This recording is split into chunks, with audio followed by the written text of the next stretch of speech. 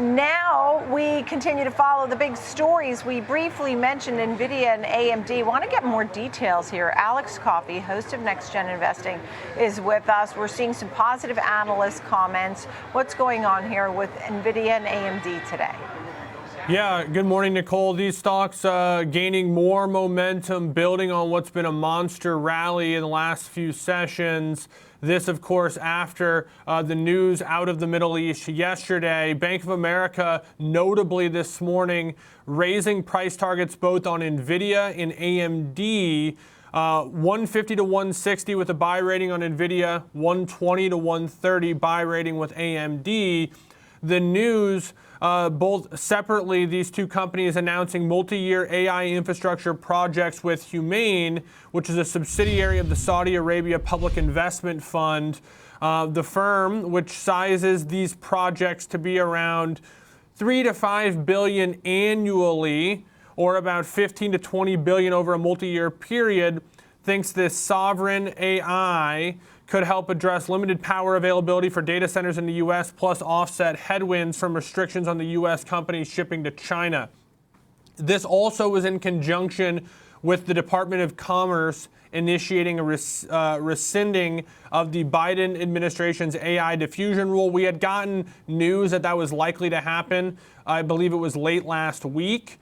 Actually on the Fed day, later that afternoon of the Fed day, as it led to a huge rally. Well, now we have definitive initiation that is actually going to happen from the Department of Commerce. So both of these things continue to add fuel to this rally, particularly within these AI semiconductor names that had led us higher over the last 2 years. Yeah, absolutely. We did get some of that news from last week, but it brings optimism, and we continue to gain. I mean, you know, when we were looking 12 of 14 days were higher, and I stopped counting. The NASDAQ is up 5 days in a row. We'll take it.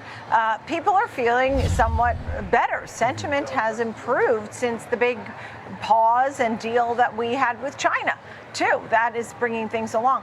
Then we take a look at Supermicro. Tell me about this deal.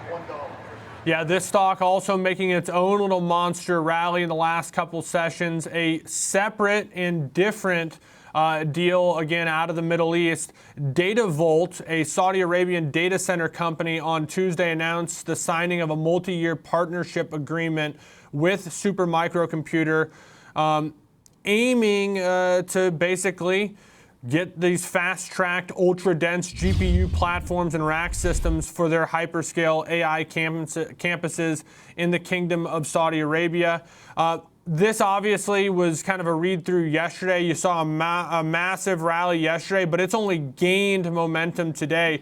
This stock's up, you know, basically 20% here in the pre-market based off indications. So huge, huge moves. This is a stock that's moved almost $20 in 2 days. So not for the weak hands, as they say, but if you're looking for beta, this is certainly a way that you know, high beta AI semiconductor trade is being reflected, and you see it gaining momentum again today.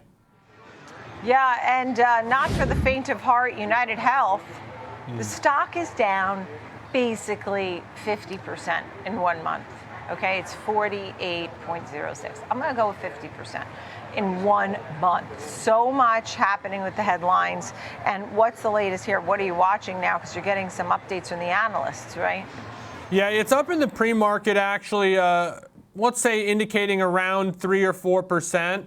Which would help alleviate some of that pretty brutal performance so far year to date. This is the second worst performing name based off yesterday's close year to date, down about 38.5% on that time frame, trailing only Moderna. So we talked about it yesterday, Nicole. Shakeups clearly at the leadership, suspension of guidance. Well, now you have the analysts weighing in.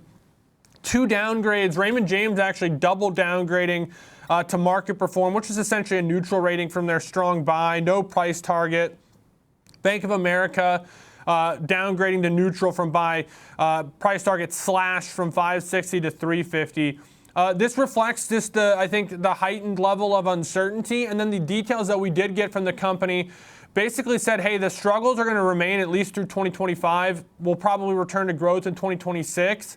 But if you're an investor looking at the landscape right now, we just talked about an area that's getting sizable investment, nice performance, bounce back in the market. UnitedHealthcare is going the other direction. So if you're an investor with a lot of choice, it's hard to see why you'd choose UnitedHealthcare right now. Okay, great to see you. Thank you so much, Alex Coffey.